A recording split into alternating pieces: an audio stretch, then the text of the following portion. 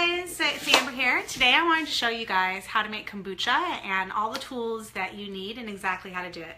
Don't you love this glow behind me? And my son Zach is going to be helping. So you have to do it. Push the stove down. Okay, so I'm going to show you all the things that you need. So first of all, on Amazon you can get a bunch of snap bottles that look like this. I would suggest getting 12 of them, which is awesome and it's not too expensive. You're going to need... But this is the whoa, stuff careful. to put in the bottles. Yes, you're going to need a ladle. You're going to need a little funnel, and you want to get a little one because it's going to go inside your bottles. You need a cute little boy to help you. This one's already taken though. And you're going to need a bowl to put your scobies in, and I'll show you what a SCOBY is in a second. And I like to do a double fermentation, which we'll talk about in a second, but I use ginger and some frozen cherries from Trader Joe's.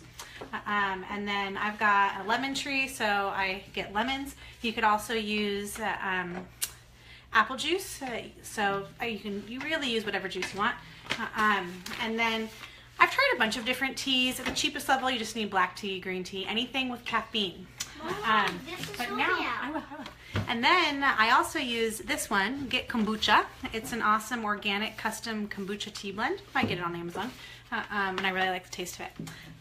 Okay, so I'm going to show you exactly what I do, and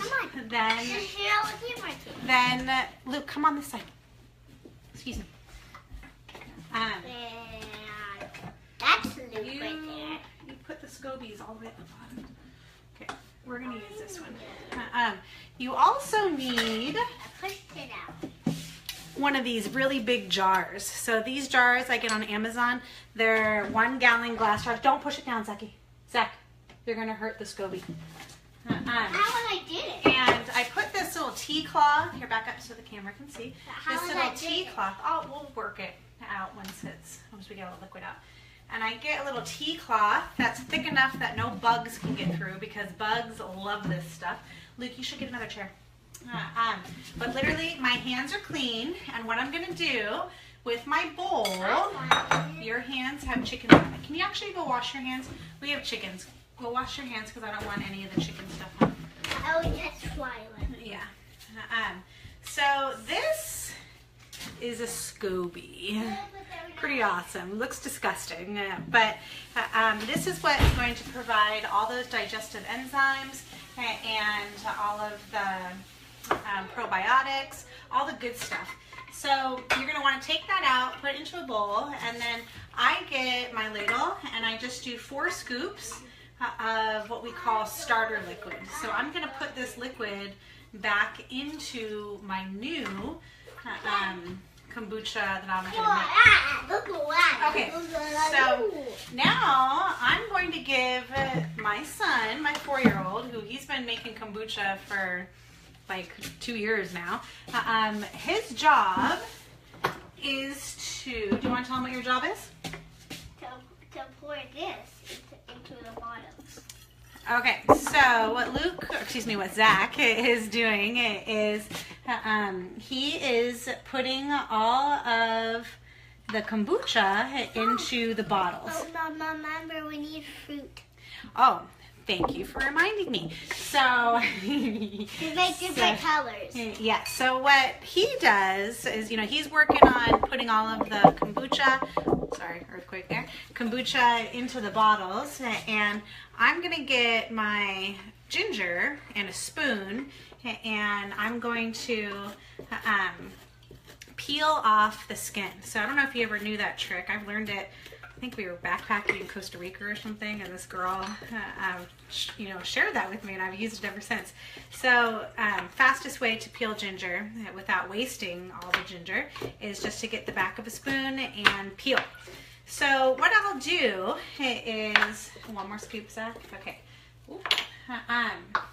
So we pour it till it's right about there. Mom, okay? I want to taste it. And we always do a little taste test. It's like lemon. It's like lemon? It's good? Oh, awesome. Okay, so then he's gonna go ahead and start doing another bottle. Mom, I'm gonna And in the meantime, snotted. yes, and in the meantime, I'm going to continue with my ginger. So I'm going to show you how big you want your little pieces of ginger to go in. Hold on. So I just get a knife and I'm going to put about this much ginger into each bottle. So, but you want to finely cut it up, and I'm just going to do tiny little pieces. Now the juice, because there is a little bit of juice inside of each piece of ginger, will gently extract over the 5 days of second fermentation. That's enough, right? That is definitely enough. We don't want to put any more. So put it in the back there. You don't need to taste every bottle. He usually does not taste every bottle. I would not recommend that. He's just trying to sneak in extra kombucha. Okay, so you want to put that back there. And so I just get, usually my other son will do this job, but I'll get the ginger and I stuff it down into each bottle. And I'll do that as well as I'll cut one cherry. So one frozen cherry I will cut. And usually we snack on the cherries too while we are making kombucha. I like to get my cherries just frozen from Trader Joe's. So I put one cherry, like that little piece of ginger that I showed you, and then he has the funnel. He has the funnel, so I can't do it, but I'll cut up lemons, just fresh lemons, into quarters, and I'll squeeze a quarter of a lemon into each bottle. So you need the sugar from the lemon to help with the fermentation. And then I do the ginger because there's lots of nutritional value in ginger, and I normally don't get that in my diet every day, so it's really good for your digestion and for energizing properties. And then cherries, I mean, truthfully, I just do it because it tastes good with the cherries, but cherries are really, really good for you. Now, you're not going to get all those nutritional benefits from one little cherry, but it really makes the kombucha taste really good. And now, just an important note that Zach has been doing is he always puts a little lid on the bottle as we wait for the next processes. And even on your bowl of SCOBY, just put like a towel on top as you're waiting, because little bugs, like the little bugs that are attracted to a glass of empty wine, those are the bugs that are going to be attracted to your kombucha. So while we're doing all of this, I'm also brewing. So let me show you how I brew. Hold on.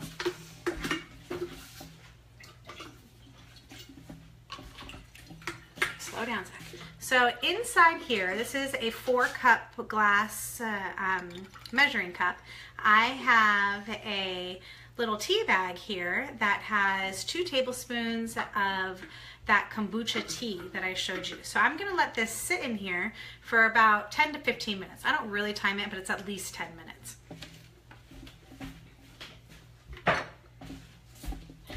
And then what I'll do is I'll add that kombucha that has been brewing. Once this container that my son, that little guy right there, once it is empty, I'm going to add an entire cup of sugar. So I know that sounds like I love sugar. I know that sounds like a crazy amount, and it is, but all the sugar properties actually go away, and your SCOBY, those big things that I showed you in the beginning of the video, only one more scoop, hun, are going to eat all of the sugar away, and they're also going to eat the caffeine out of your black tea. So I'm super sensitive to caffeine, and I only allow myself to have it the earlier part of the day, and with the kombucha you're really not getting that much caffeine in it because, like I said, the SCOBY has eaten it all, and as well as the sugar. So yeah, so I do the cup of sugar, and then I add the hot tea, give it a swirl with a wood spoon, don't use metal, and then I add another 8 ounces, no, that's not right, 8 cups of water. So you had 4 cups of water brewing in there before, and then I add another 8 cups of water and stir that all in, make sure the sugar's dissolved, and then I add my SCOBY. So I'll add this whole mixture of goodness into my glass container. And when you do that too, it's just as important to preface that your kombucha mix is less than 100 degrees because you don't want to burn your SCOBY. So then I put a tea cloth, like I mentioned, something that bugs cannot get through, but you want something that's breathable, so you can't just put like a plastic lid. So I just put that on there, and I have these handy. Okay, no more, Zach, that's enough. No. Okay, too much. Oh, yeah. Okay, why don't you take a sip? I also use these guys, which is child protection things for cabinets, but you could just use like a big rubber band and that will work too. This kid, he loves kombucha. Yes, that's perfect. Okay, put it down. And then I put the bottles in a dark spot. I just put it in my cabinet, and I also put my big gallon in there as well. So the big gallon, as it's fermenting for the first time, it is going to be in the cabinet for at least 2 weeks, so 14 to 21 days. My tummy hurts. Uh-oh, his tummy hurts. I think you've drank too much kombucha. He's hungry, and I don't want to give him any more food before dinner. Anyhow, so then after, so I've got the stuff going on in there, brewing, and so it's in there for 14 to 21 days. You don't want to let it go over 21 days because it's going to start getting vinegary and a little acidic, and it's not going to be good. And then for my second fermentation for the bottles, I only keep it in there for 5 days, no more than 5 days. You want to be careful because if it's in there longer, then it's going to explode. Like, remember when Trader Joe's had that recall of that ginger beer because there were explosions? Well, it's because there was fermentation going on in there, and you don't want that to happen. So, yeah, that's how I make kombucha. I've been drinking kombucha for about 2 years now. I love it. I have it every single day, and I think it's fantastic for you. It's loaded with probiotics, loaded with digestive enzymes. I always have it during lunch and usually after I eat because it helps with digestion. So you should try it out. You can get all your things that you need from Amazon, and if you're not local to me and you need a SCOBY, then the best place to go is to Kombucha Camp on Amazon, and you can order a SCOBY from her. And it's going to come in a little packet, and you'll be ready to go, and with all sorts of directions. Gives you a nice little PDF to follow, or you could check out this video. But anyhow, I hope this helps, and I hope it inspires you to make some kombucha. It's something that's really fun to do with your kids and to try different flavors. Like I said, I do the cherry, ginger, lemon, but we also do mint and lemon, which is really good. You can do cranberry. People do mango. I mean, there's like a bajillion flavors on Pinterest. I'm just reading some comments. Kelly asked, I want to know what I can do with my expanding SCOBY. I actually let it grow for a while so it gets super thick, and then I start giving them away. Like my friend Kelly, she makes kombucha with one of my SCOBYs. It's like friendship bread, and you kind of just get to make it for people. So I would encourage you, ask around before you buy it. I didn't do that, and then I found out like 2 of my best friends make kombucha all the time. I didn't even know. So, oh, that looks good.